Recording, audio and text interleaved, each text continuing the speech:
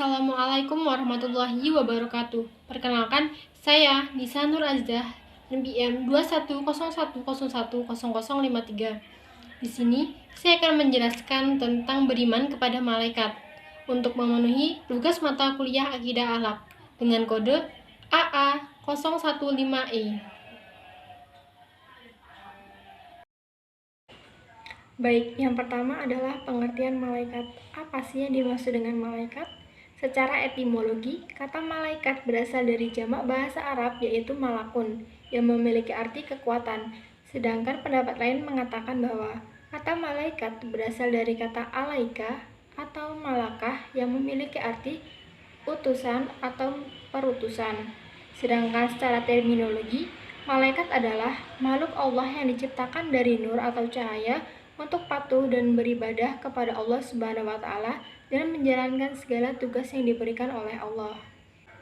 Seperti sabda Rasulullah SAW yang artinya malaikat diciptakan dari cahaya, jin diciptakan dari api, dan Adam diciptakan sebagaimana telah dijelaskan kepada kalian yaitu dari tanah. Hadis riwayat Muslim, Ahmad, dan Baihaqi. Selanjutnya, nama-nama dan tugas malaikat.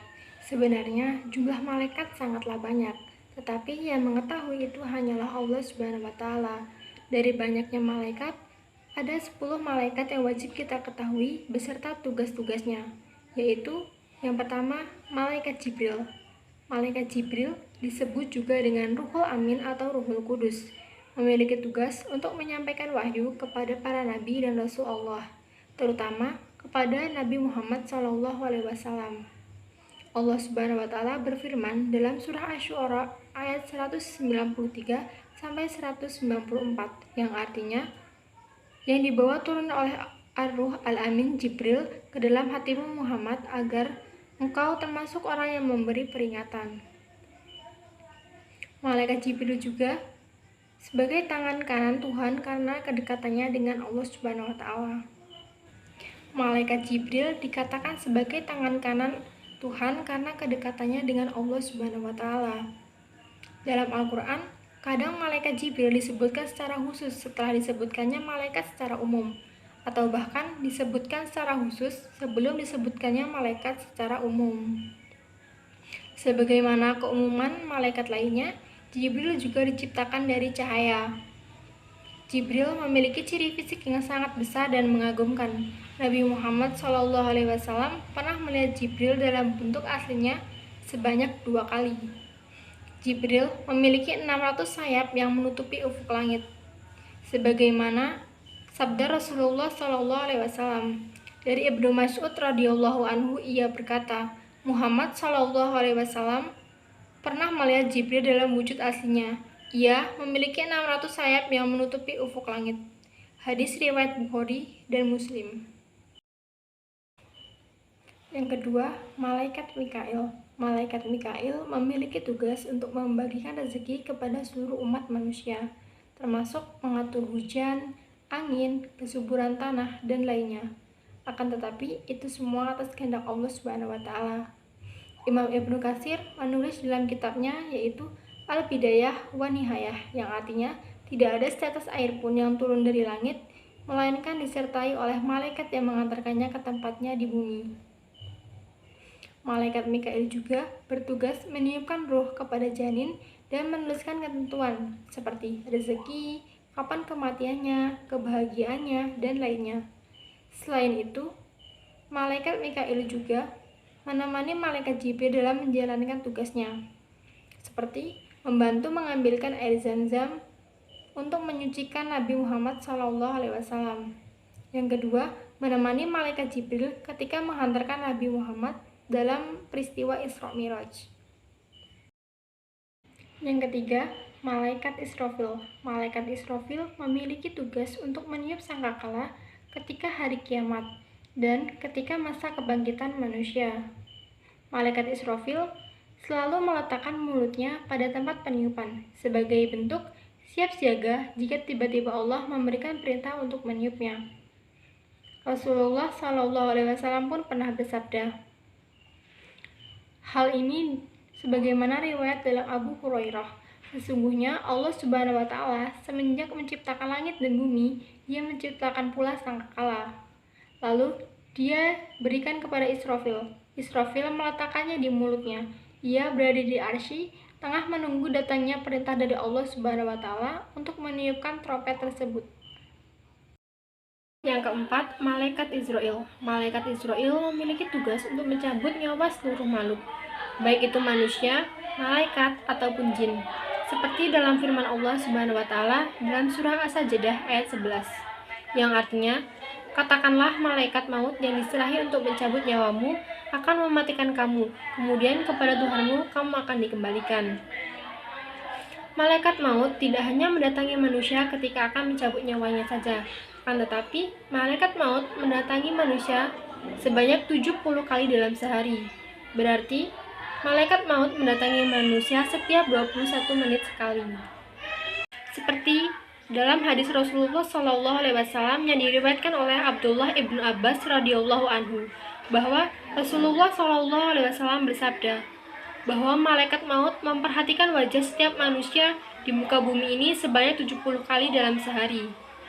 Ketika Israel datang, memperlihatkan wajah manusia didapatinya ada yang sedang tertawa-tawa.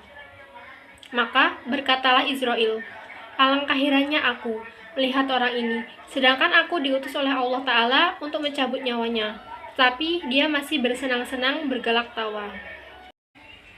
Manusia tidak akan ada yang sadar bahwa dirinya selalu diperhatikan oleh malaikat maut, kecuali orang-orang soleh yang senantiasa ingat akan kematian. Semoga kita termasuk ke dalam golongan orang yang selalu mengingat akan kematian. Dan semoga ketika malaikat maut menjenguk kita untuk terakhir kalinya, kita berada dalam keadaan husnul khotimah. Amin. 5. Malaikat Raqib. Malaikat Raqib memiliki tugas untuk mencatat amal baik manusia sekecil apapun itu. Jumlah malaikat ini juga sangat banyak, jadi tidak ada amal perbuatan manusia yang akan terlewat dari pengawasan malaikat. 6. Malaikat Atid. Malaikat Atid memiliki tugas untuk mencatat amal buruk manusia sekecil apapun itu. Allah Subhanahu wa Ta'ala berfirman dalam surah Qaf ayat 17 dan 18 yang artinya, ingatlah ketika dua malaikat mencatat perbuatannya, yang satu duduk di sebelah kanan dan yang lainnya di sebelah kiri. Tidak ada satu kata yang diucapkannya, melainkan ada di sisinya malaikat pengawas yang selalu siap untuk mencatat. Para ulama menjelaskan bahwa Raqib dan Atid ini adalah sifat yang dimiliki oleh malaikat pencatat amal perbuatan, bukan sebagai nama dua malaikat. Sehingga pemaknaan yang tepat, para malaikat pencatat amal yang berada di sebelah kanan memiliki sifat Raqib dan Atid. Begitu pula malaikat yang berada di sebelah kiri memiliki sifat Raqib dan Atid. Syekh Muhammad bin Shalih Al-Utsaimin menjelaskan, Raqib pernah selalu mengawasi siang dan malam, tidak pernah terpisah dengan manusia. Sedangkan Atid maknanya yang selalu hadir, tidak mungkin absen atau mewakilkan tugas kepada yang lain. Dia selalu berada, mengawasi dan hadir, tidak ada yang terluput. 7. Malaikat Munkar. Malaikat Munkar memiliki tugas menanyai akidah dan amal baik manusia semasa hidupnya. Hal ini dilakukan ketika para pengantar jenazah sudah pulang dari pemakaman. Yang ke-8, Malaikat Nakir. Malaikat Nakir memiliki tugas menanyai tentang amal buruk manusia semasa hidupnya. Seperti hadis Rasulullah SAW yang artinya, jika salah seorang dari kalian dikuburkan, maka akan datang kepadanya dua malaikat yang hitam dan kedua mata mereka berwarna biru. Salah satunya bernama Munkar dan yang lainnya bernama Nakir. 9. Malaikat Malik atau Malaikat Zabaniyah. Malaikat Malik memiliki tugas menjaga pintu neraka dengan garang, yaitu tempat di mana manusia mendapatkan balasan dari perbuatan buruknya semasa di dunia.